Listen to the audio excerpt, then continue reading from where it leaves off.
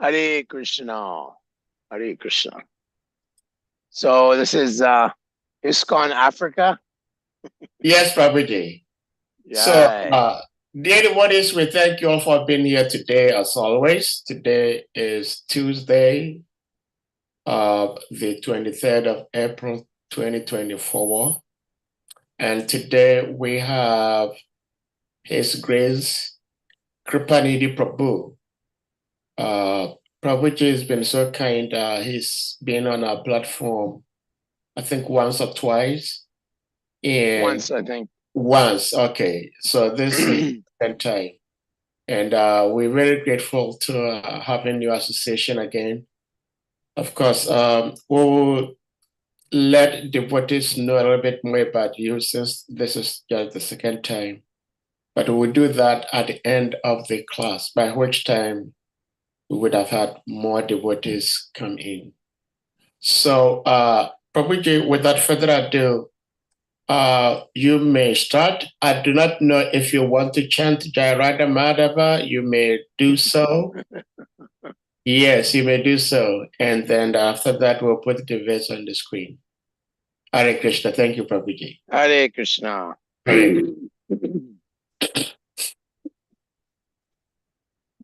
Jayarada Madhava Kunja Vihari.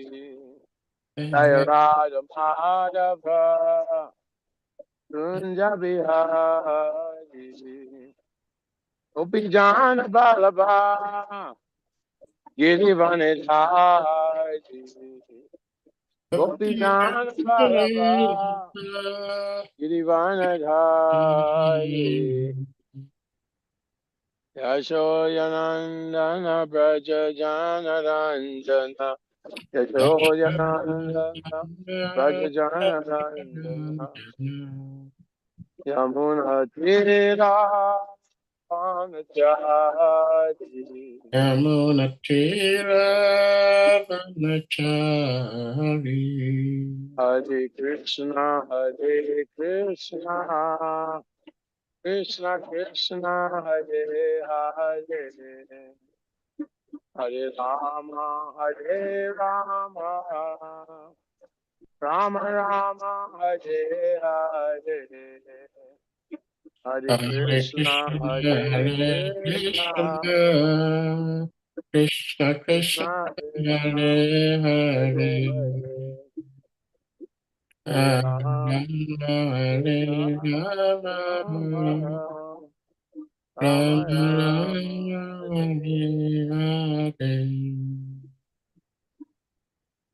Jai Srila Prabhupada ki Jai. Jai.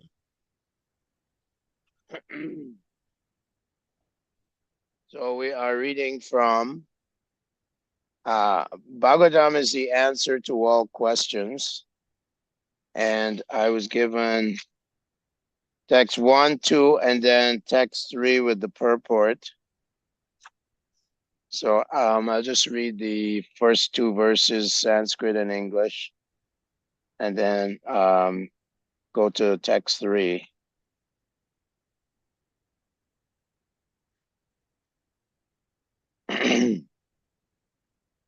Om Namo Bhagavate Vasudevaya.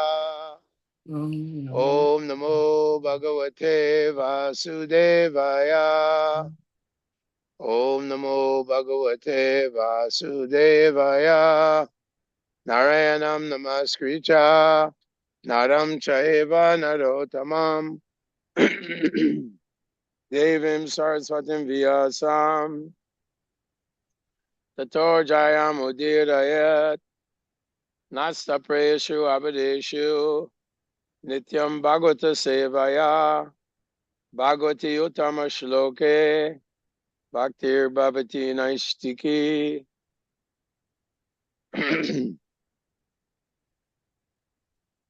Text 1. Shri Sukha Uvacha Atra Sargo Visargascha Stanam Poshanam Uttaya Manvantare Shanukata Nirodha Muktirashraya. Translation. Sri Sukadeva Goswami said, in the Srimad Bhagavatam, there are 10 divisions of statements regarding the following: creation of the universe, subcreation, planetary systems, protections by the Lord, the creative impetus, the change of Manus, the signs of God, returning home back to Godhead, liberation, and the summum bonum. Text 2. Dashamasya vishuddhyartam navanamiha lakshanam varnayanti mahatmanaha shutenartena chanjasa. To isolate the transcendence of the summum bonum, the symptoms of the rest are described sometimes by Vedic inference, sometimes by direct explanation, and sometimes by summary explanation given by the great sages. Text number 3. Bhuta matrendriya diyam janma sarga udaritaha brahmano guna vaisham yad visharga purusha smitaha. Bhuta matrendriya diyam janma sarga udaritaha brahmano guna vaisham yad visharga purusha smitaha. Bhuta, the 5 gross elements, the sky, etc. Matra, objects perceived by the senses. Indriya, the senses. Dhyam, of the mind. Janma, creation. Sarga, manifestation. Udaritaha is called the creation. Brahmana, of Brahma, the first Purusha. Gunavaishamyat, by interaction of the 3 modes of nature. Visarga, recreation. Purusha, resultant activities. Smritaha, it is so known. Translation and purport by Srila Prabhupada. The elementary creation of 16 items of matter, namely the 5 elements, fire, water, land, sky, air and sky, sound, form, taste, smell, and touch, and the eyes, the ears, the nose, the tongue, skin, and mind, is known as sarga, whereas subsequent resultant interaction of the modes of material nature is called visarga. Purport by Srila Prabhupada. In order to explain the 10 divisional symptoms of Srimad Bhagavatam, there are 7 continuous verses. The first of these, under reference, pertains to the 16 elementary manifestations of earth, water, etc., with material ego composed of material intelligence and mind. The subsequent creation is a result of the reactions of the above mentioned 16 energies of the first Purusha, or the Mahavishnu incarnation of Govinda, as later explained by Brahma in his treatise Brahma Samhita, 5th chapter, 47th verse, as follows.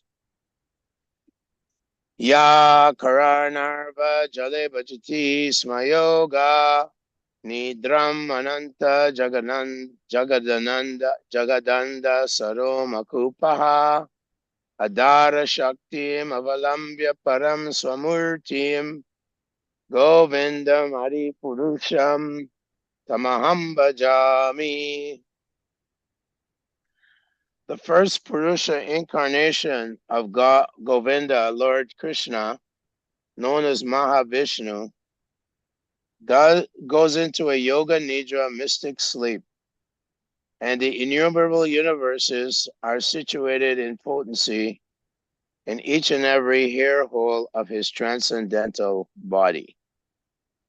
As mentioned in the previous verse, Shrutena, or with reference to the Vedic conclusions, the creation is made possible from the Supreme Personality of Godhead directly by manifestation of his particular energies.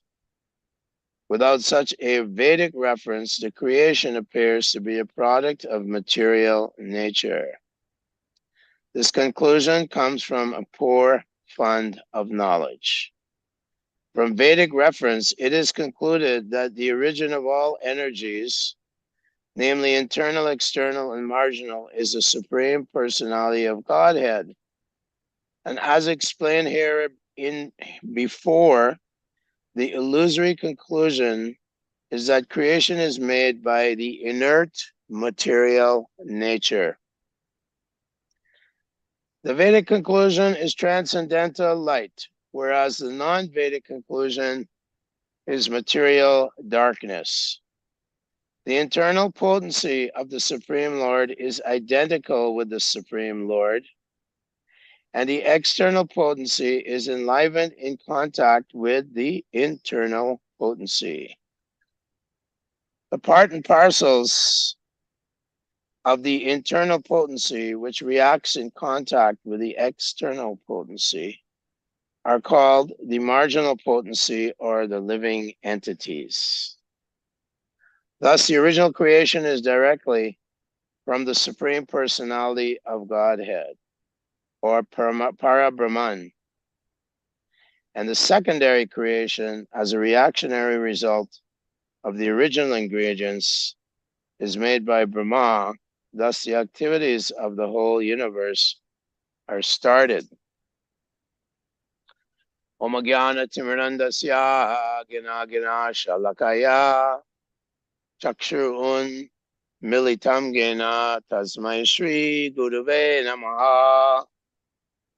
So it was mentioned here in the first verse that there are 10 themes within the Srimad Bhagavad Purana: creation of the universe, sub-creation, and that is what is being described here in Srila Prabhupada's purport. And a description also of the elementary items. So, Bhumi apunalo vayu kamano buddhiye vicha ahankaramiti bina prakriti astada. So these are the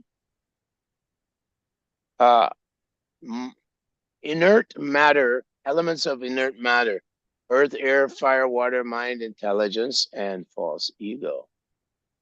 But above this, we hear that are the living entities, or the internal potency of the Lord, as described here, which enlivens dead matter.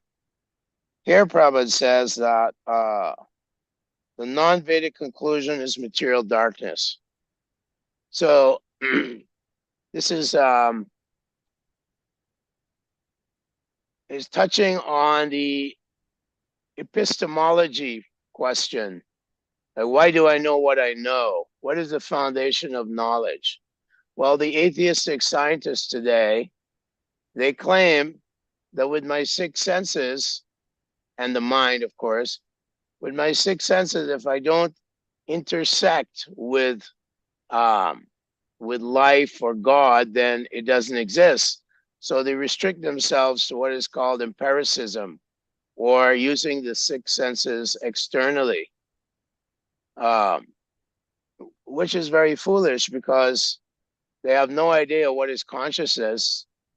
And if we ask the question of can you put love under a microscope, they say, no, we can't. So there are many aspects, as Albert Einstein said, there are many aspects of reality and dimensions which we cannot approach with the experimental process in the laboratories. So Krishna says in the Bhagavad Gita, Name Prakasha Sarvasya Yogamaya Samavitaha Mudhoyam Nabijanati Mamabhyam Param Avyayam.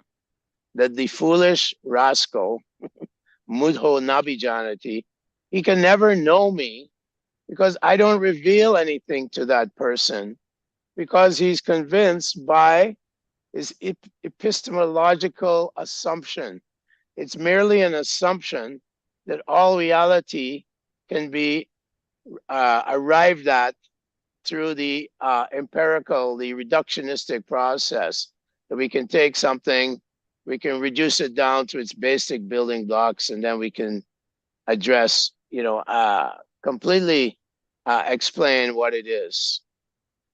Apariyamitas tvanya prakriti vidime param jiva bhuta maha baho yayedam daryake jagat. So Krishna says these elements are being supported by the spirit souls. Jiva Bhuta Mahabaho Yayedam Daryate Jagat. Throughout this entire universe. Now, we are hearing also about Karana Dakshay Vishnu, who's an expansion of an expansion of an expansion of Krishna. So we have Krishna, then we have Lord Balaram, and then we have the quadruple expansions, Sankarshan, Aniruddha, Pradyumna, and Vasudev. And from Vasudev, correct me if I'm wrong, but from Vasudev, we have Karanadakshay, the Purusha avatars. So Karanadakshay Vishnu is lying in the Vairagya. It's a river which separates the Vaikuntha planets from the Ekabad Vibhushi, or the material planets. So here, Prabhupada is touching on the fact that one cannot in any way understand the reality of creation through this process of empiricism, reductionism, positivism. Basically, the technique for understanding things is called a controlled experiment. But we can only control things which are inferior to us.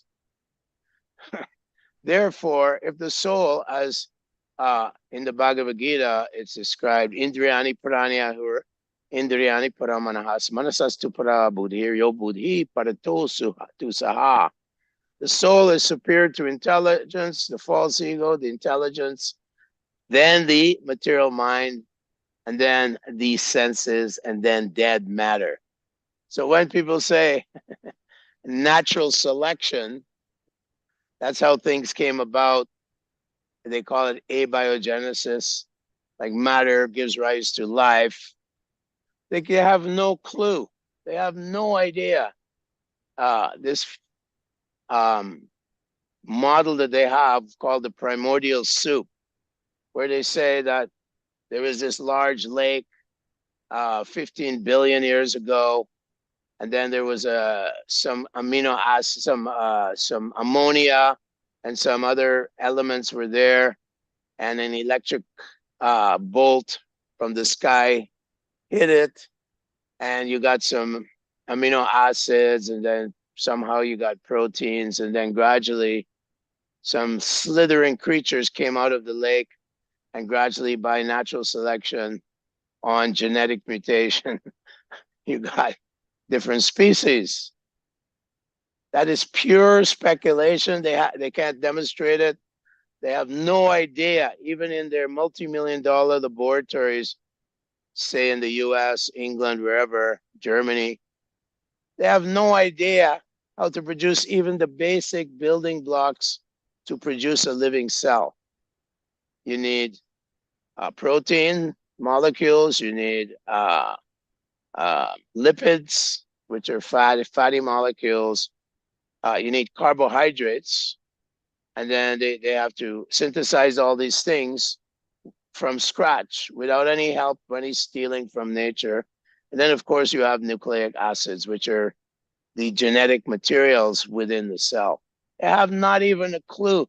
In fact, the more they discover in their laboratories about the complex nature of the cell with all its little molecular machines running around and various ways of transporting these molecular machines from one part of the cell to the other, and how the whole thing is working in a great factorial way, like a factory.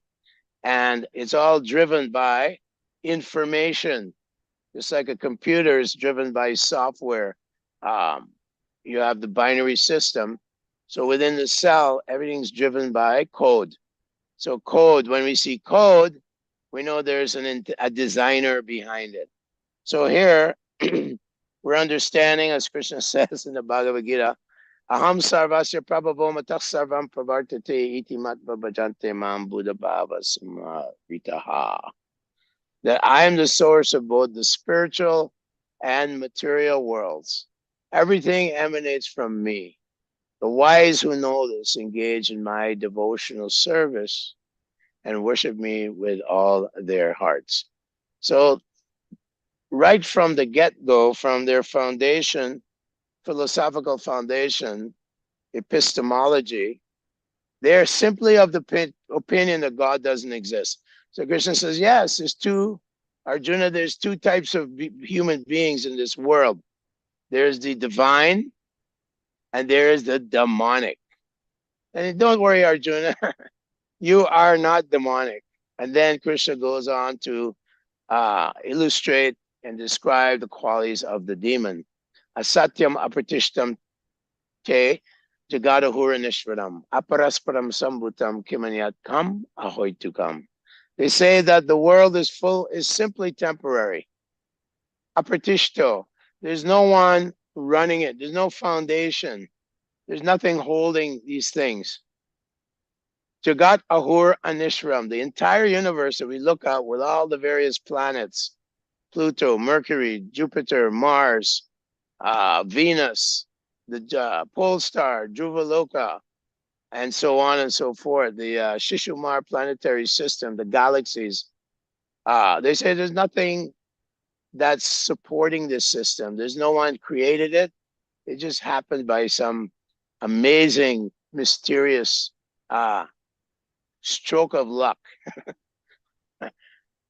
Aparasparam sambhutam kimanyat kamahoitukam. Therefore, they say the only purpose of human life is to gratify each other's senses, simply to enjoy, eat, drink, and be merry, for tomorrow we will die. No idea about who you are. Asochanan vasochas tram pragyavasam savasate. Gatasun agatasun cha nanu sochanti panditaha. Arjuna, you're not very learned if you don't know the difference between life and death. They have no idea how to take, as Prabhupada said, I'll give you a body right here. It just died a second ago. You bring it back to life. If it's only chemicals, hire all the chemicals. You make it come back to life. Otherwise, why talk about it? So no one knows. They have no idea, not a clue, but they're cheating. They're all cheaters. All these big, what we call knowledge elites in the universities. Namam duskritina mudha prapadyante naradama. Mayaya aparita jnana asuram bhavam ashritaha. Mayaya aparita jnana. They're busy studying molecules and laws of physics, speculating about what is outside of their little froggy wells. And they come to the conclusion, yes, why do we need God? There's no God. Well, how can you produce even a moral platform if there's no God, if there's nothing outside of social relative ideas of morality? Morality has to be absolute. It can't just be relative. I say this is moral and this is not moral. It's your subjective opinion. Where's the objectivity if there's no God? So therefore, Krishna clearly claims in the Gita to Arjuna that Bhoktaram Yagitapasam Sarvaloka Maheshwaram, that he is the Maheshwaram, he is the Lord of all the planets. And by his expansion as Karanadaksha Vishnu, he is lying in this Vairagya river, and from the pores of his body comes multi-universes. So these so-called scientists are speculating about multi-universes. But we know that behind the entire universe, just like there's cause and effect. So we see the effects within our universe is that there are persons, they're living beings with personal qualities, with drives and motives. We live in also in a teleological universe where there's purpose. Everything has a purpose. We wake up and when the sun is rising, oh, without the sun, there'd be no life. We wake up and there's oxygen in the air. Oh, without oxygen. Is it a coincidence? Krishna is saying there's no such thing as just chance. As Prabhupada challenged one scientist who said, everything just happened by accident. Prabhupada said, is your death an accident? No, it's 100% universal law that everyone, ahani ahani bhutani gachantiya yamalayam, everyone is going to meet Lord Yamaraj. Shesha stavaram ichanti kimischaram ataparam. Yudhisthira Maharaj tells the Yaksha, who is Lord Yamaraj at the lake of death, that the greatest wonder in the world is that everyone is moving towards death, but no one thinks that they could die tomorrow. No one's thinking I'm on the precipice of death, you know. So all these universes contain a Lord Brahma, and he is empowered by the Lord for the secondary creation. And within that creation, we learn that there are 14 manvantaras. We learn that the sun is restricted to a certain area. We learn that our particular universe is 4 billion miles in diameter, and that there are 7 islands with oceans made of liquor, sweet water, salt water, uh, uh, yogurt, ghee. These are beyond the imagination of any foolish scientist. They don't have the tools. Their tools are all produced by imperfect senses. We have 4 flaws as human beings or living beings, that we have imperfect senses, we make mistakes, we're always in illusion, and we like to cheat. We have a cheating propensity. So Prabhupada said these scientists who claim they can explain how the universe came into being, they are simply cheaters and liars. That's all they are. Prabhupada called them rascals. So take full knowledge. The knowledge is coming from Krishna, Tene Brahma Hridaya Adi Kavaye, that the Lord from within the heart, Tesham Ivanu Kampartam Aham Jnana Jamtamaha Nashamatmiyat Svabhavastu, Jnana Deepena Bashpata. That within the heart of Brahma, within the heart of Krishna's devotees, as we surrender to Krishna, as we engage in the Dharma, Dharma Swanustita Pumsan Vishvakshena Katasayat, that we are practicing Sanatan Dharma, and Dharma is created by God himself. Dharmam tu sakshat bhagavat pranitam. Navai durishya napi deva. Not even the rishis can produce the rules of religion, the laws of God. Only God can do that. No human being can create all these things. Krishna is omniscient, omnipotent. Natasya karyam karanam cha vidyate natatchamascha vyadikastra jushyate. Savasya shaktir vihaiva shriyate. Swabhavaki jnana bala kriya cha.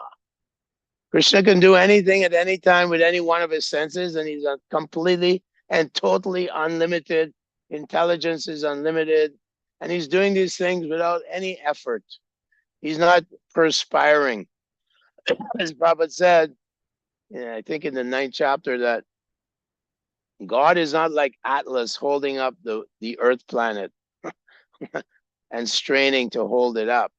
Actually, Krishna's incarnation as Shesha, Lord Shesha, is holding up the Bhumandala area on his heads. At the bottom of the universe is half filled with the Garbhodak ocean. And at that in that area, Sheshanag, who is an incarnation of Lord Balaram, is holding up on his millions of hoods all these different oceans, these different islands. Maharaj Priyavrata, when we read about him, we hear that he was so powerful in his mystic yoga that with his many chariots, the wheels created troughs in the Bhumandala area where the sun's rays extend, and that he created these various islands, of which our Bharatvarsha, one of 7 areas on Jambudweep, which is in the center, where Mount Meru extends for 800,000 miles up in the air, or 100,000 yojanas, that all these things have been created by the empowered Maharaj Priyavrata, who is a descendant of Manu. So these things, either we accept or don't accept, but we accept them because we understand that this is revealed knowledge coming from God himself. Dharmam tu sakshat bhagavat pranitam navai vidurishya napi deva. Siddha mukhya asura manushya kuton yud vidyadara charanadaya. That in the 6th canto, Yamaraj is saying, no demigod, no demon, no human, no rishi, no one except Krishna can give us perfect knowledge, which is given to us here, the Srimad Bhagavatam and all the Vedic literatures are given to us by an incarnation of Krishna called Veda Dvaipayana Veda Vyasadeva, right? And Dharma Projita Kaitravotra Paramoni Matsaranam Satam, kicking out all materially motivated religions. The Srimad Bhagavatam is the highest truth. The truth is that which separates illusion from reality for the benefit of all beings. Vedyam Vasadam Aturchivadam Tapan Trayan Mulanam. Srimad Bhagavate Mahamuni Krite Kimva Payar Ishvaraha.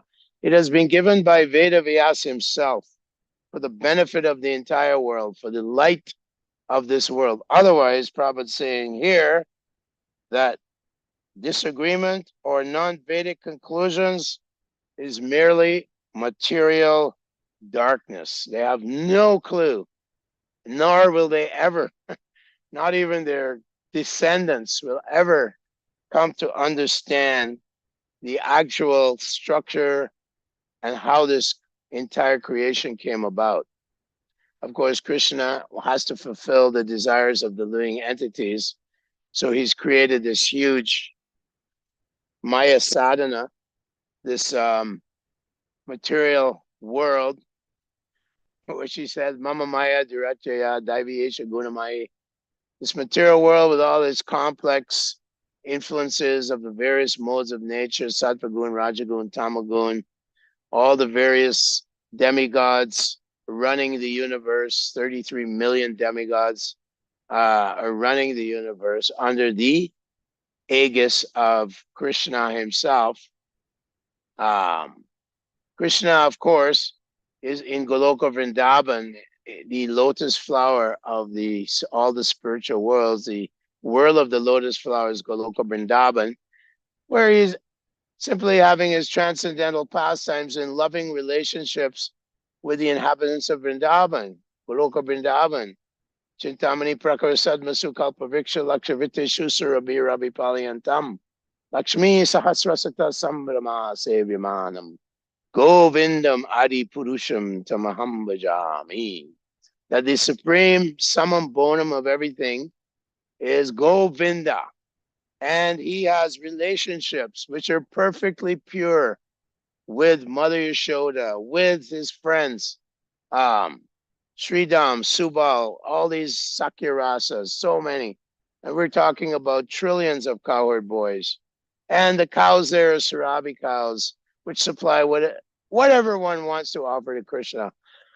And the wish-fulfilling trees, Kalpavriksha trees are everywhere, offering whatever you want to offer to Krishna. This is the spiritual world where there is no anxiety. Time is conspicuous by its absence. No time there. Krishna creates time. Ayur harati vai pumsam udyanyastanchayana so. Tatkara lipidonacha uttama shloka vartaya. Both by the rising and setting, the sun decreases the life of everyone except those who glorify uttama shloka. The Supreme Lord is uttama shloka, one who is glorified by wonderful transcendental glorifications. So the sun is rising and setting and taking away our lives, stealing our lives.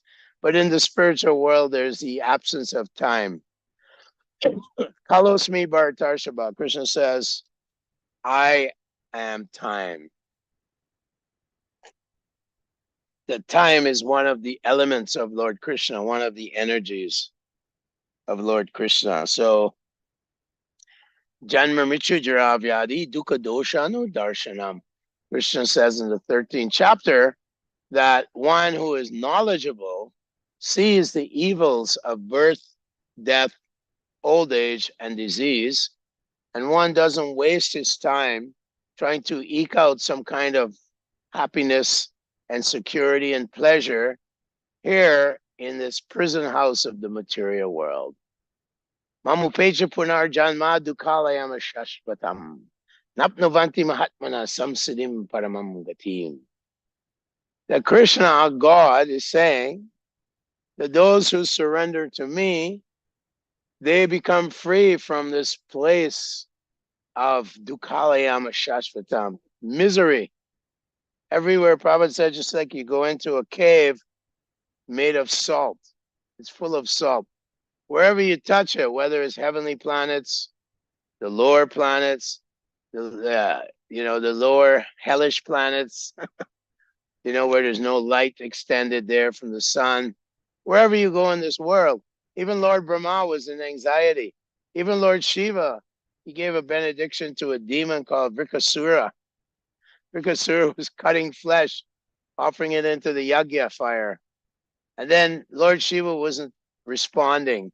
So then he thought, let me cut my head off. And so he wet himself like an animal. And then he's going to cut his head off. And Lord Shiva appeared. And Asutosh, Lord Shiva, is easily pleased and easily, annoyed or, easily easily angered. So the demon asked Lord Shiva for a benediction that whosever head he touches will blow up into pieces. And Lord Shiva, okay, no problem. That's what you want. The demons always want some kind of dark, evil benediction. So then Lord Shiva found himself being chased by the demon, trying to kill him. So even Lord Shiva, the great, great devotee of the Lord, who has unlimited power, his wife is Parvati, the material energy personified. She is causing so much suffering to all living entities, trying to teach them the lesson that you don't want to stay here in this world. You want to go back to the spiritual world, Goloka Vrindavan, Vaikuntha, as you will. He himself is enduring some anxiety, some problems by his benedictions. Even Lord Brahma had so many problems. He was overwhelmed by lust for his daughter, and he had to give up his body and made it into fog. So Abrahma Bhuvana Loka Punar Avartinojana, Mamu Pecha Punar Janma Naiti Mameti Surjana.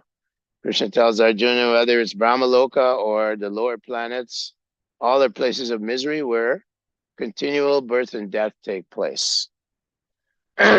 So these verses are here to first of all explain to people in general, the society in general, how the creation, how Krishna has manifested cosmos, how the cosmos came into being, and how after some time, that is maintained for some time, the cosmos is maintained for some time, And then after some time, there's the secondary annihilation, and then there's a complete annihilation where everything is burned up. And this is just one breath of Karana Daksha Vishnu, which is 311 trillion years is the lifetime of Brahma. 311, they have no idea what that means. The demoniac fools and rascals, they have no idea. But it's there. We know that one day of Brahma, there is 1,000 Divya Yugas, or 4 yugas taken together 1,000 times, uh, um, comprises 1 day of Brahma. And then you get the night of Brahma. So that is 4,800,000,000 human years. Not so many by demigod calculation, perhaps 3,600 or something like that. Yes, it's 100 years of Lord Brahma. So you multiply by 360 and you got 36,000 years of by the demigods. So that is just one day of Lord Brahma. And then there's the night of Brahma where everything goes into partial dormancy. And this entire egg type universe, which is covered completely by darkness, because all the layers, Bhumir Apanalovayu Kamano, all the different 8 layers, the next one is twice as thick as the first one. These are coverings of this entire universe. It's not just some unlimited space that we're talking about. So this is a description, and the great sages who are beyond the influence of the 4 defects, because they're connected to Krishna, they're empowered to understand this. And Vedavyasa is empowered to explain these points, these different elements within the Vedic knowledge. And this is real knowledge, beginning from the very beginning that Aham Brahmasmi, I'm a conscious eternal being. I don't die. I can't be cut by a weapon or burnt by fire, moistened by water, withered by wind. No, I'm a soul, transcendental to the material body, which is called Kunape Tridatuke, a bag made of 3 elements, mucus, bile, and air. That's what it is. So this is the beginning of knowledge. And then Krishna said in the 17th chapter, Uttama Purushatvane Paramatmeti Udaritaha. Yo loko trayamavishya babharti avyaya ishvaraha. He says there's a soul, duimo purusho loko sharam aksharam evacha. There's 2 types of souls. One is always liberated in the spiritual world, and one is conditioned. Akshara duimo purusho loko sharam aksharam evacha. So conditioned and unconditioned. This is described in the 17th chapter, yeah. And then he says, Yasmat Sharam Atitoham Aksharat Apichotamaha. Yoloko Chayam. This is described, Patita Purushotamaha, that I am that supreme person above both the conditioned soul and the liberated soul, is the Supreme Lord.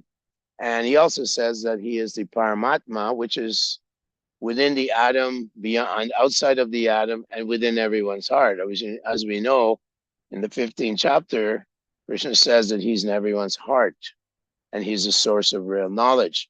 So from within, we can receive all this perfect knowledge. We can't do it by this demoniac attempts to conquer the world by our own attempts. Not possible. Parabhavas Tavada Bodhajato, and people will simply be faced with defeat. Parabhavas means people meet with defeat, trying to enjoy this world, trying to decipher this world, trying to, analyze this world through speculation. No good. nothing. You'll simply meet with defeat at every step. Unless you ask, who am I?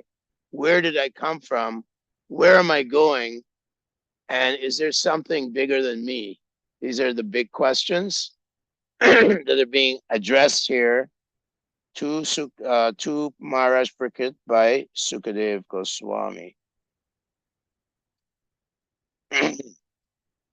So I think I'll end there because it's 9:21 over here in India.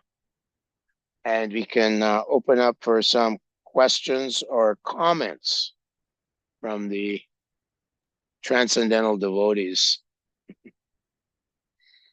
Hare Krishna, thank you for listening. Hare Krishna, thank you so much. His Grace KRIPANIDHI Prabhu. Wonderful, wonderful Krishna Katha shared today. Lots of scriptural references to support what you're sharing with us. Dear devotees, if anyone may have questions, comments, realizations, please you may indicate by using the hand emoji or your physical hand, and you'll be asked to unmute to ask your question or share your comments or realization.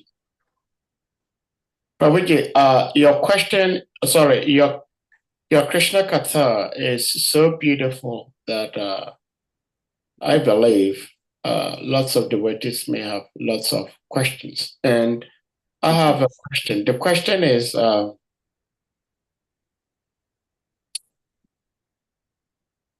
oftentimes we read, we hear Srila Prabhupada kind of chastise these scientists, especially like physicists, astrophysicists,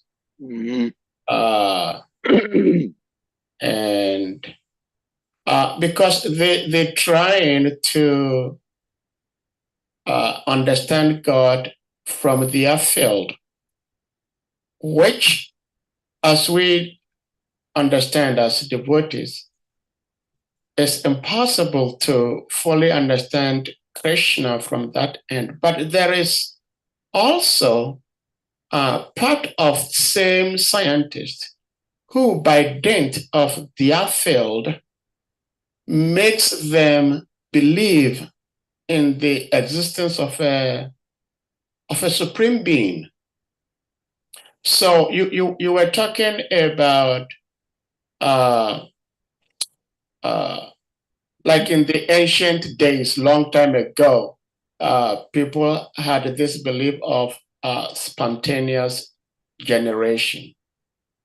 But even though it reigned for about 2,000 years or so, eventually it's the same type of scientists who came defeating that theory.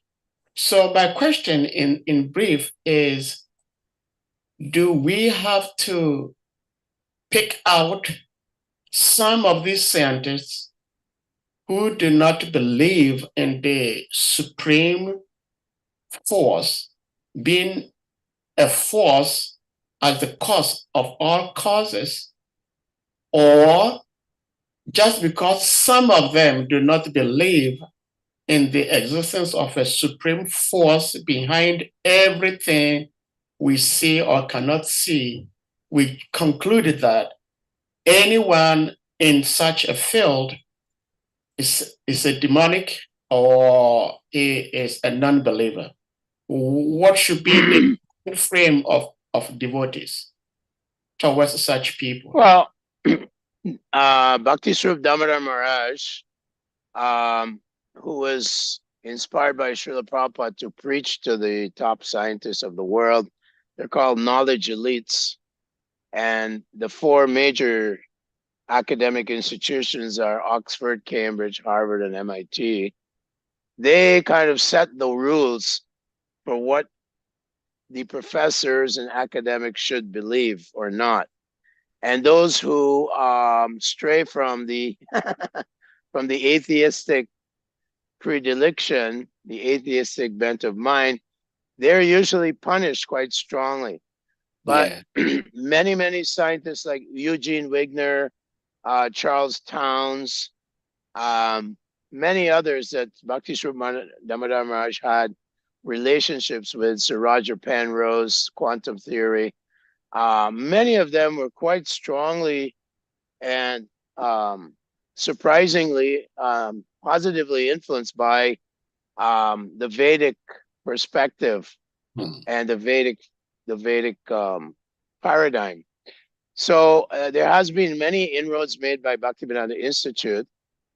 We don't condemn anyone that they're demons, but if they're vigorously opposed to the existence of God and in a very hostile way, trying to control what students learn and the mindset of the population, those people, Prabhupada definitely wants us to full assault on these atheistic guys, and it's a big nexus because I'm familiar with scientists who believe in God. I was a member of the Discovery Institute in Seattle, Washington, and that's a Christian-based organization, but these are PhD scientists, and many of them have been, sidelined because of their vocal disagreement with the scientific community. That okay, you say atheism, and then to support your atheism, you introduce Darwin's theory of evolution, or you introduce Big Bang or Grand Bang, some naturalistic, they call it naturalistic process for explaining the origin of life, and then for explaining the different speciations. Those persons who draw attention to the defects of these theories, whether it's Big Bang, they get usually they get punished very severely. Fred Hoyle, he's the top astrophysicist in the world, was completely sidelined, lost everything because he questioned the Big Bang theory based on logic, basically, and questioned the theory of evolution. So it's not a level playing field at all, not at all.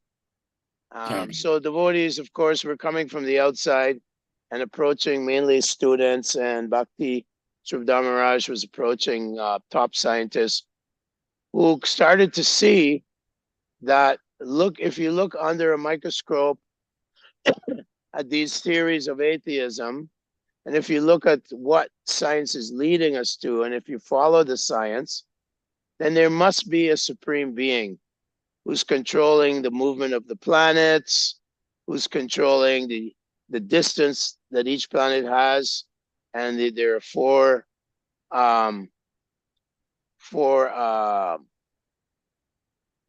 of forces. There's four forces that govern all the movement of planets in astrophysics.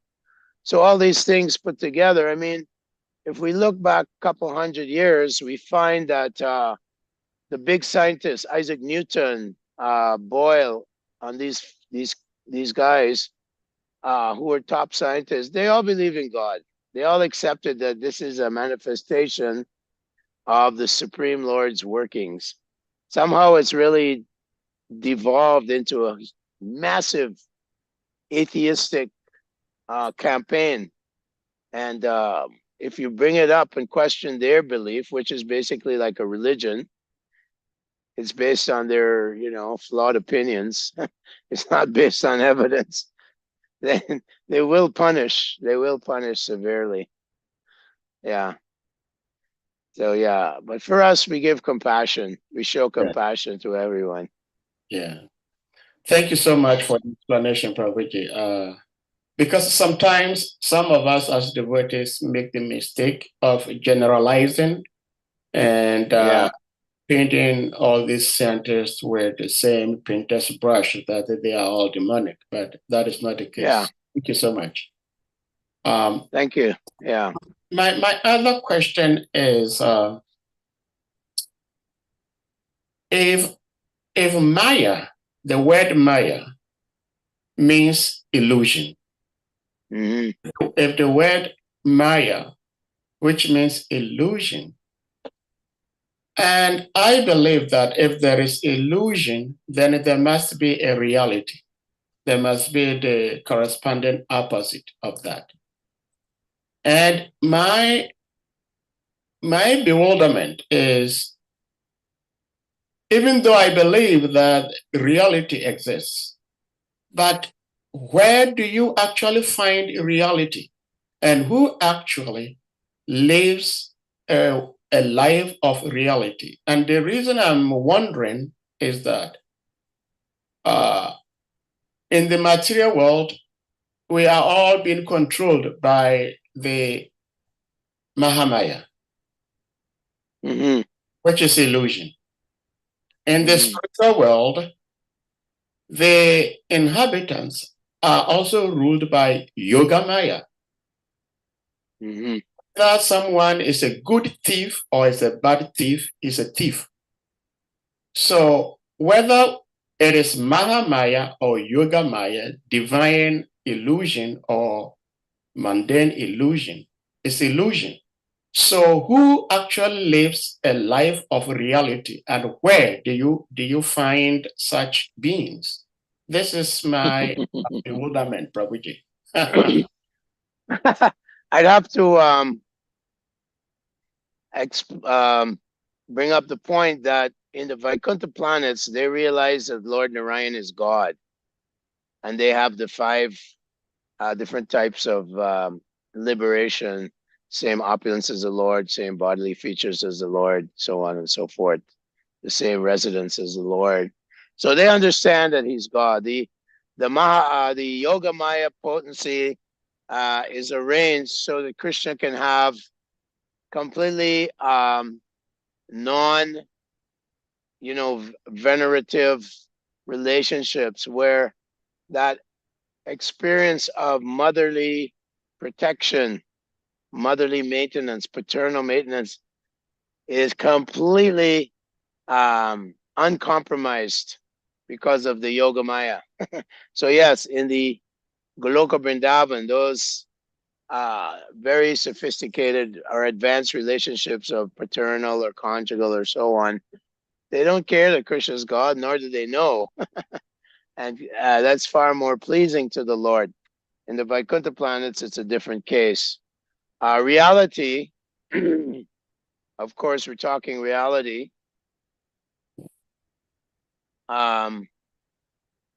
It's described here in Srimad Bhagavatam and Vedic literatures. The reality is that the living entity, Icha Dvesha Samutena Dvandva Mohin, is born into illusion, overcome by the duality of desire and hate. So because we identify ourselves as this body, subtle and gross body, the reality is we're in illusion. The reality is we're identifying with something temporary when we are something eternal. So that's the reality, is that I'm a spirit soul. So Atato Brahma Jigyasa, we come to the truth, the absolute truth. Brahmiti Bhagavaniti, Paramatmiti Bhagavaniti Shabdite. That's the reality of it. And our realizations are given by the great sages to wake us up. So the material reality is described here in this chapter, the different elements, and then the senses, the modes of material nature which govern the human activities of all different creatures and beings and so on. That's the reality. Ultimately, though, even if someone is not so intellectual or whatever, if he can also develop his love for God. As we see, Lord Chaitanya met this Kapoor devotee who was illiterate, and he was crying because he saw that Krishna had become the servant of Arjuna and driving his chariot.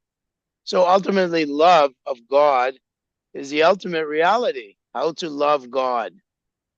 And that transcends all other aspects of reality, is that the soul is hankering after this pure love. That is what everyone wants, pure love. And Lord Chaitanya Mahaprabhu is supplying us with this prema bhakti in a very simple and easy way by following Dharma and chanting the Hare Krishna Maha Mantra and Prakshaksha Vagamam Dharmyam. From inside, we start to experience truth and reality. Wow, this is real. Krishna is God. That comes from internal, right? Rajavijja Rajagoyam Papitram Idam Uttamam. It's an open secret. Prakshaksha Vagamam, that we experience the reality. We experience our spiritual self and the existence of Krishna. He's within our heart, revealing it to us. So these are aspects of reality as far as I could explain, but love of God is the ultimate, how to love Krishna. And Prabhupada was obviously an embodiment of prema bhakti, pure love of God. Premanjana Charita Bhakti Vilochanena. Prabhupada is a living example of love of God, empowered by the Lord himself to spread this wonderful experience of Krishna Bhakti throughout the world. So we're very grateful. We have to be very grateful that we're receiving this wonderful gift from Lord Chaitanya and all his devotees, all his empowered devotees. That's my limited understanding of reality. Well, Prabhuji, thank you so much. Your limited understanding is a very bountiful understanding to me. So thank you so much. So, Madhuvan Prabhu, please you may unmute.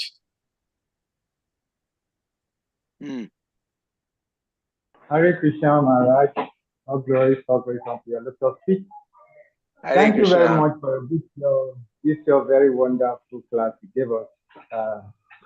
I really appreciate it so much. So for the last question, I think they used to say that the material world is a perverted reflection of the spiritual world.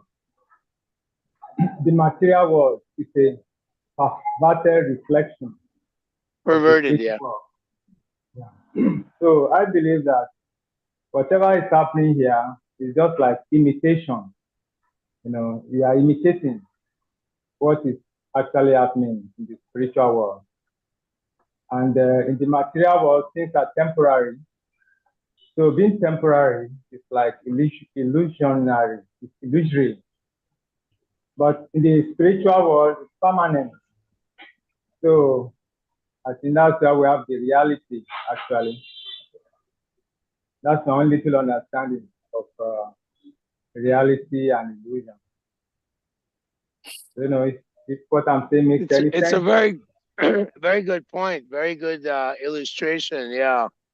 The spiritual world, material world, upside down tree. As described, you know. Yeah. And 13th chapter. And that's the reality. Yeah. And we're trying to enjoy, but Krishna is the cynosure. He's the center. And if we put him in the center, then we can go back to the real world. The real reality of ecstatic love of God, eternal love of God. Naiti Mameti Surjana, you never come back again to this horrible place. Yes. Prabhuji, we understand that, just like you said, Lord Brahma, the father of the universe, lives for over 311 trillion years, which is earthly calculation, which is one cannot just wrap his mind around it, and how that is a possibility for another living being to live such a long time. But that is just one exhalation of Lord Vishnu. Now, when Lord Brahma has completed his 100 years, it is said that all those with him on his planet and 11 entities who have also qualified themselves to go back to the spiritual world, they go. Those who are unable to go back, they merge into the body of Lord Vishnu. And when Lord Vishnu exhales, then Lord Brahma comes back into existence, and all the 11 beings that went into the body of Lord Vishnu come out. Now, what happens? What happens to the individual souls when Lord Brahma goes to sleep and everything appears finished? It's like there is nothing in existence. Where do the 11 entities go for the time period, the 12-hour sleep period of Lord Brahma? Where do the 11 entities go?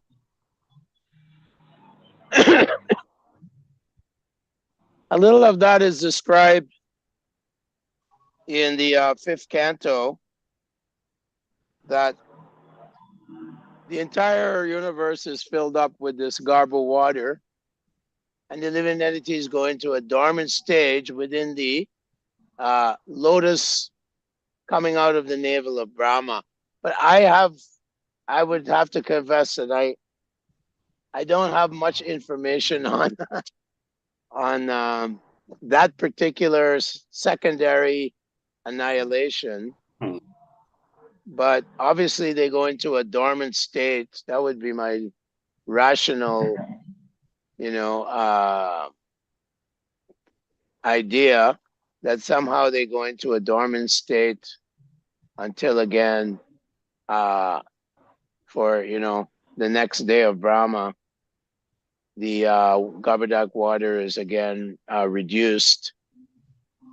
But that's a good question for research. I think the Vishnu Purana actually describes a lot of cosmology. And I'm always trying to find a good copy of the Vishnu Purana. They really focus on cosmology in there.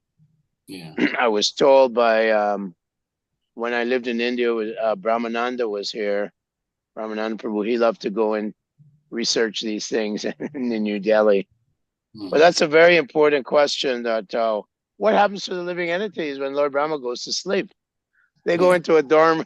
Are they also sleeping inside of Brahma's? Is it in his body or? I personally would love to hear from you, maybe somebody else. Of course, we're discussing it today, so like you're sharing some interest. So maybe next time we meet, you might have come across some other detailed information. But your explanation is quite okay for me for now. Yeah, I'll do some research because I have a few literatures here presented by some quite qualified devotees in South India that put together a book on cosmology from the various Vedic literatures, primarily from Srimad Bhagavatam, but also from Vishnu Purana. And I'll do some research so next time we meet, I'll have some notes on that. Thank you so much. So, if anyone may have something to share, please. Govinda Prabhu, please, you'll be on mute. Hare Krishna, Prabhuji. Dhanavad pranams. All glories to you. All glories to Srila Prabhupada. Hare Krishna. Yes, Prabhupada. Prabhupada, my question is still on the scientists.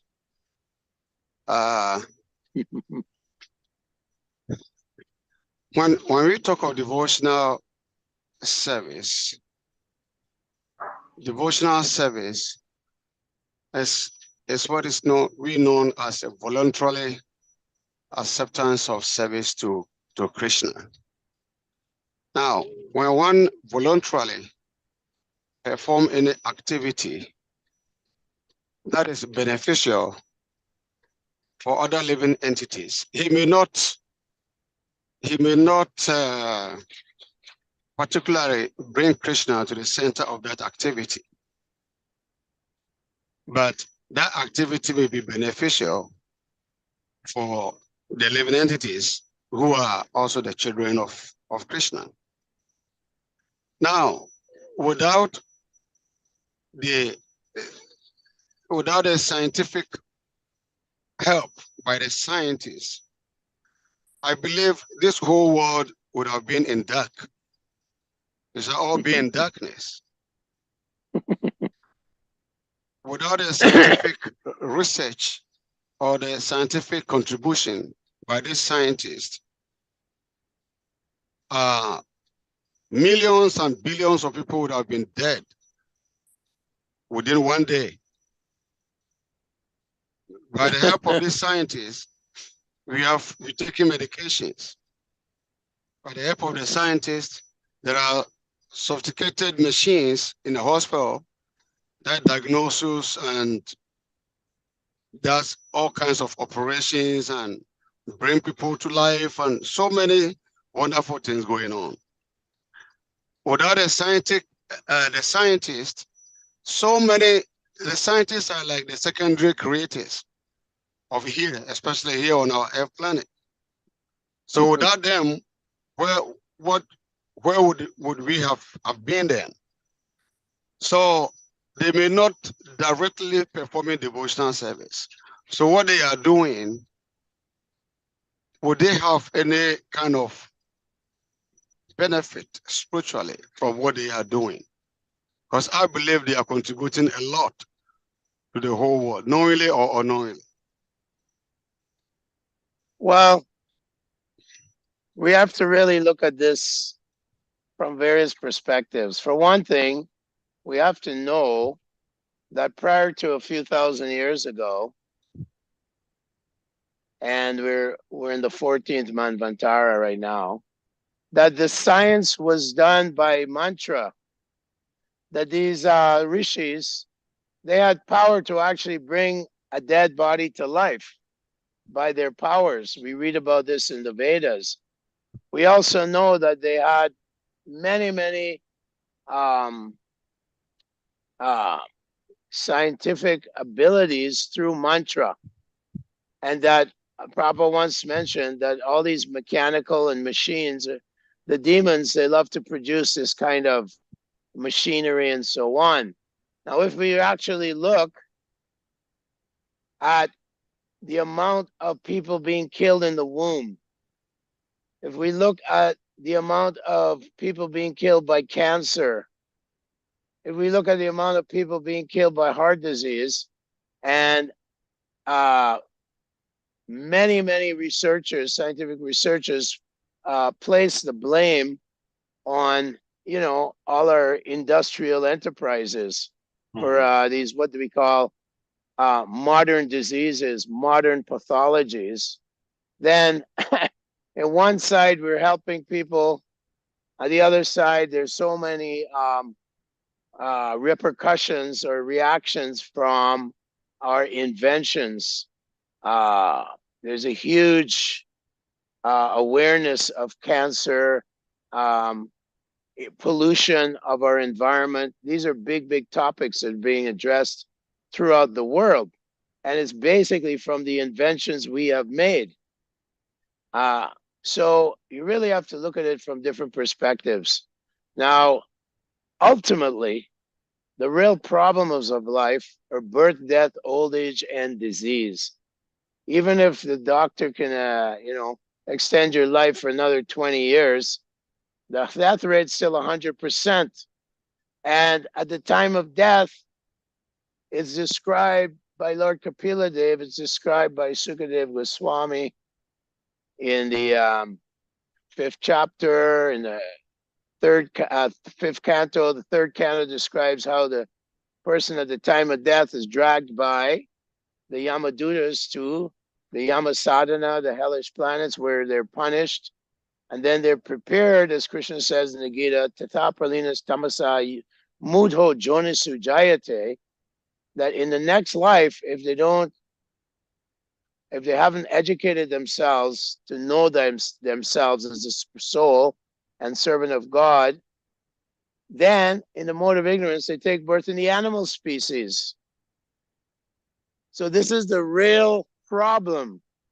Not that we can, postpone someone's death for, a few years, or that, yeah, we have so much communication abilities. We've got satellites flying around. We can fly to Hong Kong from Nigeria or something. These are all quantitative accomplishments. But what about qualitative accomplishments? What about the qualities of life? We're witnessing, and Prabhupada writes in his purport, that Americans are wondering what the heck's going on in America. The children are murdering children. People are raping and murdering innocent people. It's complete chaos. It's not the American dream, it's the American nightmare, and everyone's following America. So this idea of material advancement without proper vision isn't really advanced. It's actually it's a recipe for disaster, basically. I've lived in these places, the U.S., and there's nothing really very nice about living in these large cities where it's constant struggle for existence, and there's so much crime, so many problems, so much air pollution. I mean, I lived in Los Angeles, you can hardly breathe. There's so much air pollution from so many cars and different machines. So when you say science has made advancement, we have to look at there's one person called Fridtjof Capra, and he's a nominee for a Nobel Award he's from Sweden, I believe, Scandinavia. And he wrote a book called The Dark Side of Growth. And he pointed out that the biggest money maker in the world is the selling of arms, the selling of weapons and arms, tools of destruction. And the second biggest money maker in the world is pharmaceuticals, where people are taking all these drugs, but there's so many side effects and so many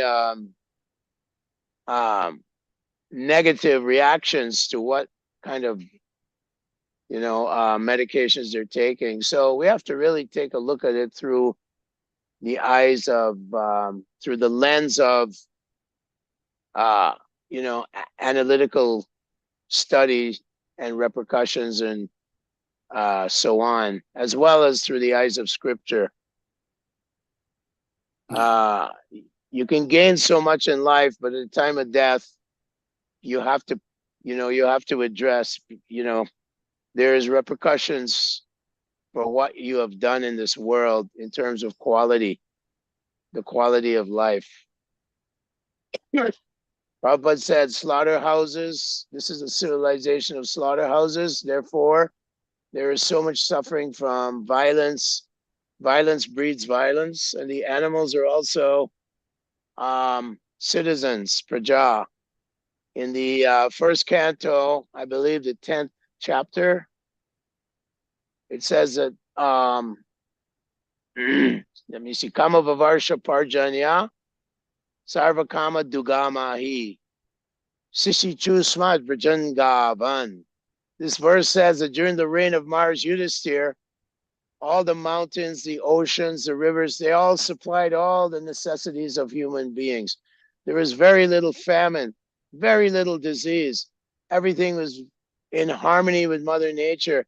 People were very, very happy. And the cows, their milk bags are so fatty that Shishichusmat means that the milk bags are so fatty, they were irrigating the pasturing grounds for Jagavan. So yeah, if you have, Prabhupada said that if you have a very spiritual dictator, leader like Mars Yudhisthira, Mother Nature cooperates. Mother Nature lines up behind you and supplies all the necessities of life in abundance. And people will be not only peaceful and happy, but prosperous as well. So that is the formula given by Krishna in the Bhagavad Gita, by Srimad Bhagavatam, by Sukadeva Goswami. And now we have what is called Ugra Karma, or Ugra means unbeneficial works meant to destroy civilization. This is in the 16th chapter. They engage in unbeneficial works meant to destroy their own civilization. I mean, how can we say things are that great when 40 million people were killed in World War II?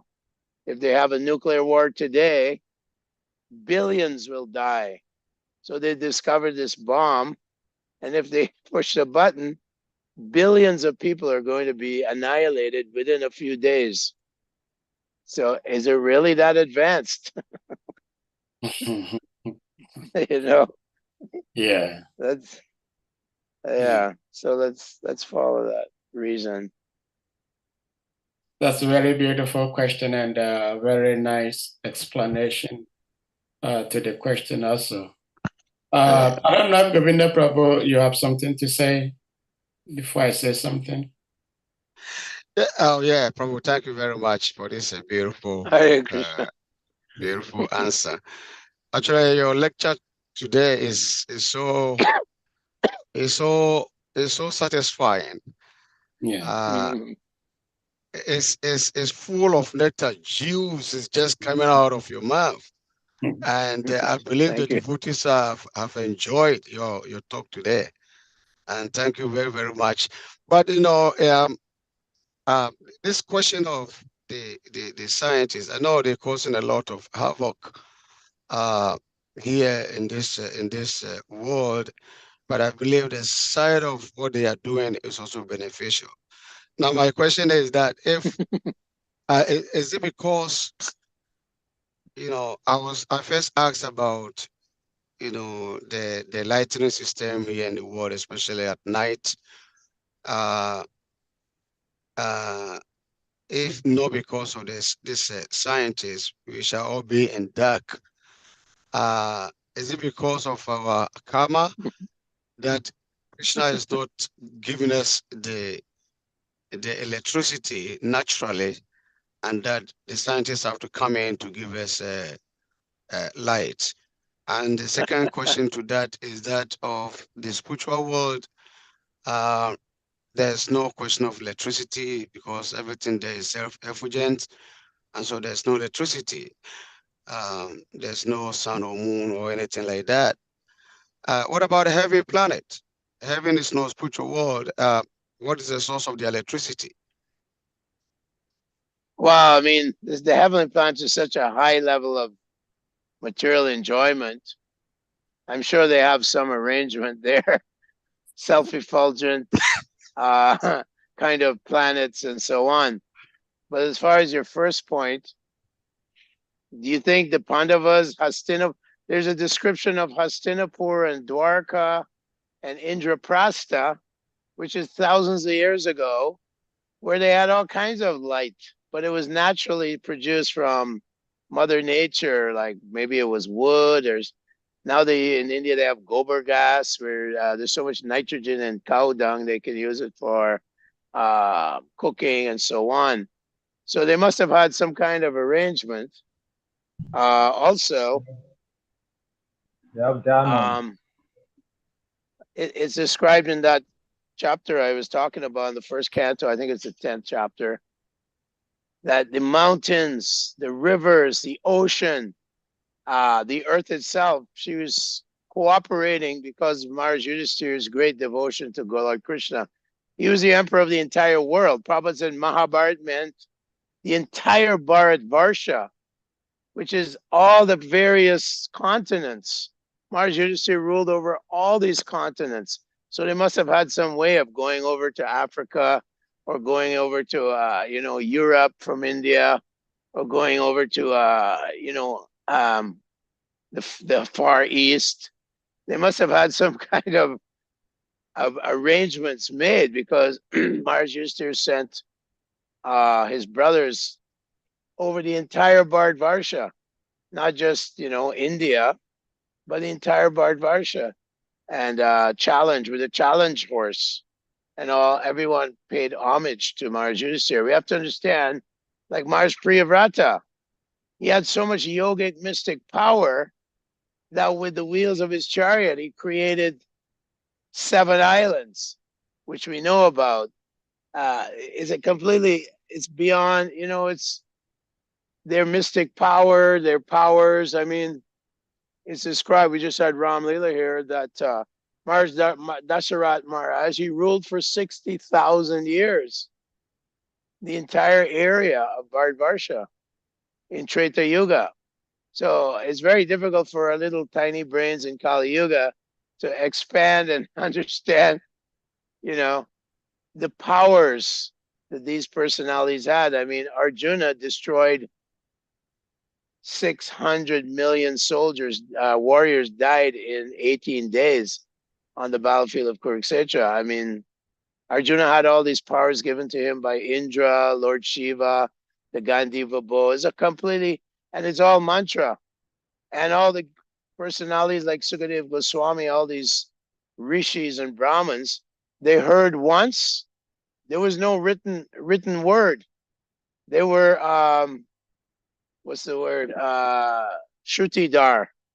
They heard once and it was stuck in their memories. Now we have such terrible brains. Manda Sumanda Batayo. We don't have any remembrance anymore. No memory. So different times, far more sophisticated than what we find ourselves here in Kali Yuga. We can hardly make it 80 or 90 years and the body falls apart.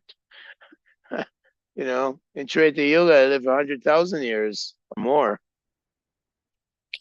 So it's thank all you so quite much, Prabhuji. It's very beautiful. Actually, just like Prabhuji is saying, the scientists, inventors, they're helping us a lot, but at the same time, we're suffering a lot from all these inventions.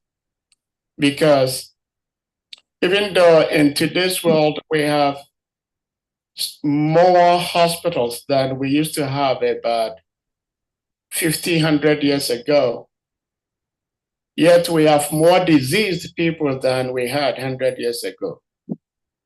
It's said that Srila Prabhupada actually said that just like 70 years ago in India, about 10-mile radius, you may have just one medical doctor for the entire community.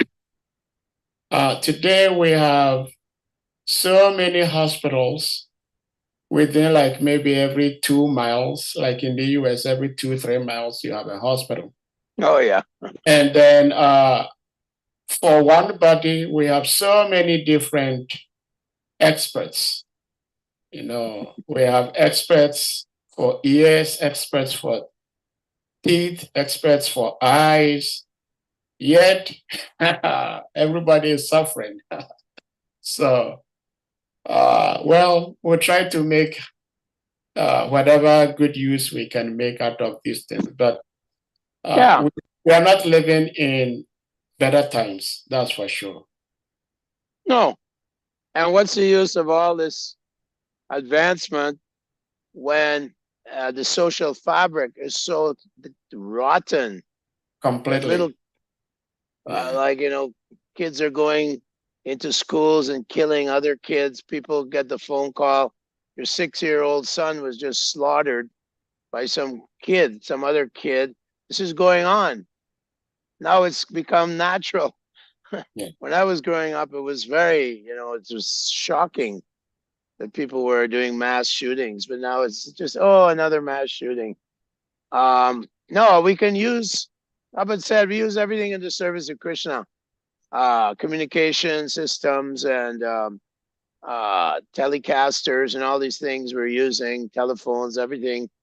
We can use it in the service of Krishna. Then it's, Prabhu said, then it becomes putting a 1 in front of zeros. Airplanes, everything we're using. But we have to know that this is,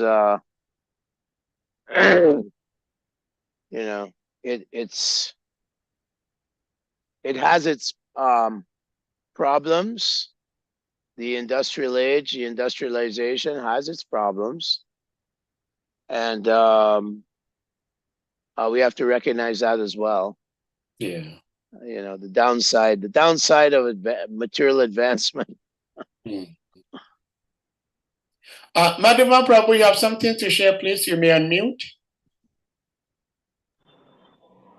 Hare Krishna.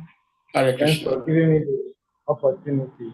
I just Hare want to Krishna. remind us, yes, Hare Krishna. I just want to remind us that this is the age of Kali Yoga. And so any advancement, it's just an imagination. Even the scientific we are talking about. Because immediately Krishna left the planet about 5,000 years ago, the personality of Kali, he came on board. So coming on board, everything is just deteriorating. So the more we deviate from the Vedic culture, then the worse the situation becomes. So the so-called advancement we are talking about, in the Dwapara age, people live longer years. Their stature is bigger, and definitely they are healthier. They are more healthy, and they have their way of taking care of themselves. They have a lot of potency that we cannot even imagine right now. But for the fact that those potencies are gone, then we're only left with some mundane scientific processes, which at the end of the day, creating much more problems, complications for us. So, Hare Krishna, Prabhu. Hare Krishna. Thank you. Yeah. We solve one problem, create 10 problems. Go ahead. Yeah. Yeah.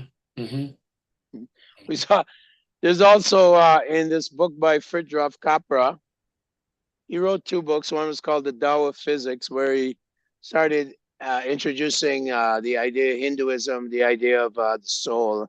Second book was Dark Side of Growth.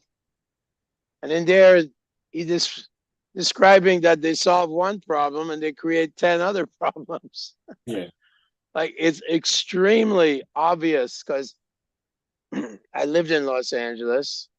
It was so polluted in the 70s. Then they started imposing a lot of regulations against pollution from cars and so on. And the cancer rate was so high. So it's wealthy people, you know, oh, look, we live in, you know, this beautiful California. They're all dying from cancer. It was an epidemic. And so they had to, you know, put the squeeze on emission controls, you know, create emission controls for vehicles, so many things. So they're caught in, like Krishna says in the 16th chapter, mohajala samavritaha. They're like fish. They're caught in a net of illusion. Whichever way they turn, you know, they're in the net of illusion, and they're trying to resolve the problems through their scientific inventions, but it creates many, many problems. Yeah. So many problems. Well, Prabhuji, thank you so much. I was going to ask you if you still have a few more minutes with us, and if you would want to shed a little bit more light on this scientific approach we have in this world as of today, in contrast with what the Vedic scriptures tell us. And I'm requesting you, if possible, to say something in this regard, because especially during the COVID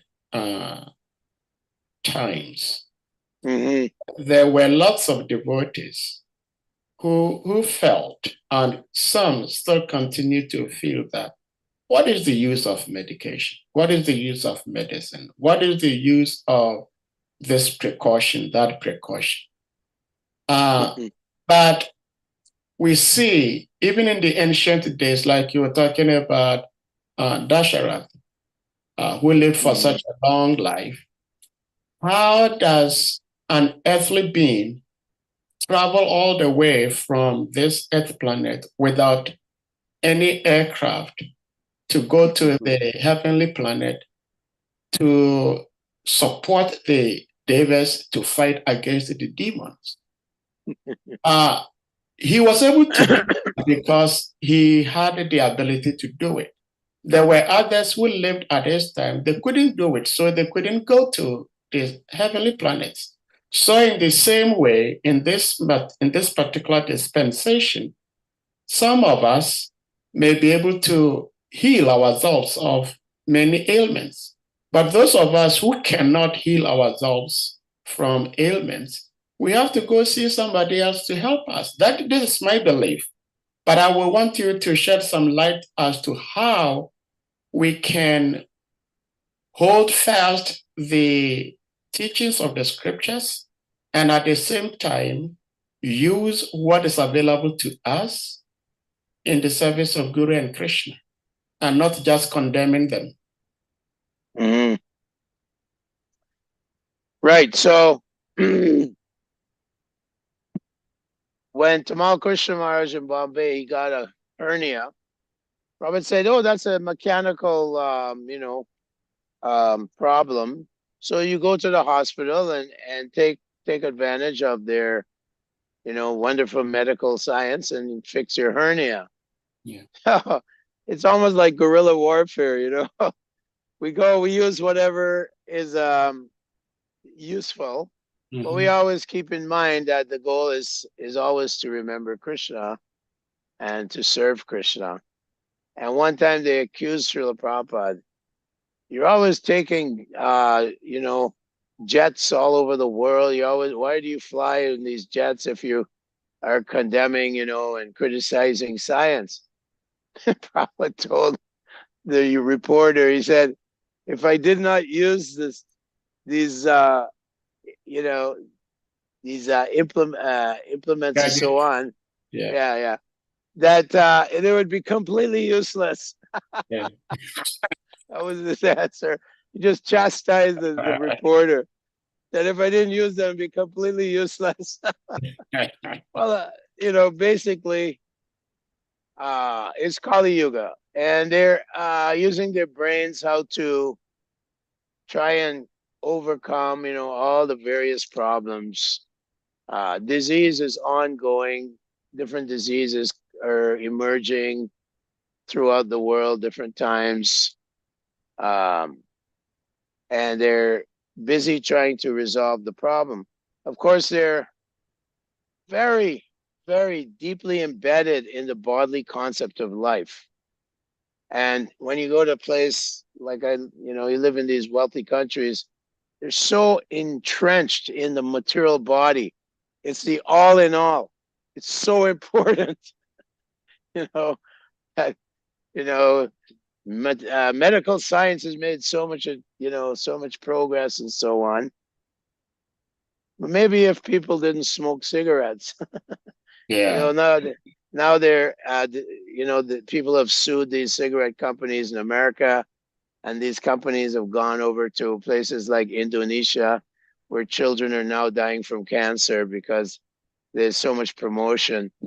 So again, the whole purpose of these massive corporations is money. Pfizer, in India, they brought this Roundup from this Monsanto company, and over 100,000 farmers committed suicide with this Roundup product, which it has a suicide seed. The seed never can be germinated again.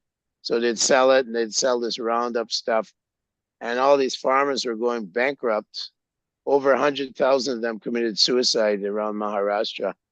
So great, you're making all this advancement, but there's all this fallout, a lot of fallout going on. So yeah, we want to take advantage. Like, this devotee from Ghana invited me to come to Africa. I said, sure, all I need is a plane ticket. For sure I'll come to Africa. So yeah, Prabhupada just traveled around the world preaching, we're going to use your technology. But ultimately he wanted us to have self-sufficient farms, varnashram system, dependence on the earth and cows, you know, have a simple life. He said, build your homes out of, you know, indigenous materials and so on. So this is Prabhupada's view for the Hare Krishna movement. But, you know, if you have to, you can go to the hospital. Yeah. Yeah. Thank you so Yeah. much, Prabhuji. Thank you so much. Yeah. Hare I Krishna. think it's kind of very level and practical preaching we've heard today. So thank you so Yeah. much, Prabhuji. Thank you. Thank you so much. Yes. Before Prabhuji, we call it a day today. Dear devotees, this is the second time Prabhuji has been so generous, kind to be on our platform, and so I'd like to read a little bit about who this special soul is. Prabhuji is by birth and family, materially line is from Guyana. And in fact, we have one god brother, you look very much like him, or I would say he looks very much like you. It's called Gita Govinda. Anytime I see you, you remind me so much of him. Very sweet devotee. Yes. So Prabhuji, of course, joined devotional service in the US at the age of 71 in Oregon, Portland. Oh, 1972. 72, I joined, yeah. Yes. It's amazing. I've come across quite a number of your peers who joined devotional service in 72, and they're all amazing devotees. So I think 72 was a very special year for Srila Prabhupada and his movement. He had lots of wonderful souls. And Prabhuji has been the president in so many places, in India and in the US here. Prabhuji is presently, actually, Prabhuji was sent to Vrindavan, and he stayed there for quite a number of years. And Prabhuji, Prabhuji, my apologies because I had to change your name because you were speaking and the name under your image was your wife's name. So Okay. my apologies to the revered wife. I'm using her phone. She has a better phone than mine. Yeah, I can see that. So my apologies. But Prabhuji, as we speak now, is currently based in India with his family. And one last thing, Prabhuji, we may want you to share with us briefly is the secret or your approach to devotional service that has kept you in devotional service all these years till now and is still blooming. If you may share just one simple technique or blessings or whatever you do to be able to be here all these years, because it's easier to bloop. It's more difficult to stay in devotional service. Please.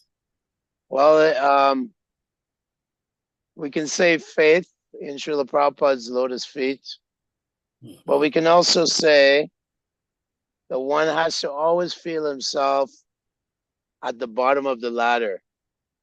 That, you know, I'm the most fallen, I am a fool, I have absolutely no qualifications. If you look at me, I'm below all the other devotees. I try to practice that, Trinata Pisanichana, Tarori Vasahishana, throughout my life. Never try to become susceptible to ambitions within the movement. Being a big this, big that, VIP. No, we're all very, very, I feel like Prabhupada was saying, and you know, one should feel oneself lowered in the straw in the street. So that's a feeling that, you know, very fallen, you first. Everyone can be first. I'm in the back of the line kind of feeling. And always try to, in that way, Krishna will always remain with us. Bhaktisiddhanta describes this in the pastime of the Gundicha temple, that there's these weeds that sometimes come up when we're in devotional service, desire for fame and name and worship, followers, pratishta, puja, kutinati. We start fault finding.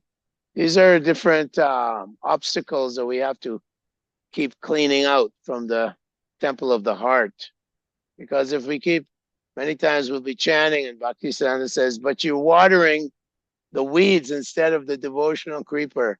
So we have to be very careful. So I try to be very careful and very diligent in my practice of devotional service, because for sure, I can say I've struggled through my 52 years with all kinds of problems, and we have to prevail, overcome them. Krishna will help us if we continue to struggle and do the right thing. Remain simple-hearted. Don't be duplicitous. That is the problem. Duplicity, that, I'm saying Prabhu, but actually you should serve me. Prabhu means master. All these devotees are our masters. They're my masters. How can I serve? How can I assist? How can I help? And so on. And always control the mind. Don't indulge the mind. Many devotees after 20, 30 years, we become complacent, or we fall under the spell of lamentation or despondency. Very dangerous.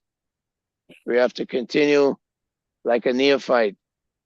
Good sadhana, good rounds, and never play with fire. Never play with Maya.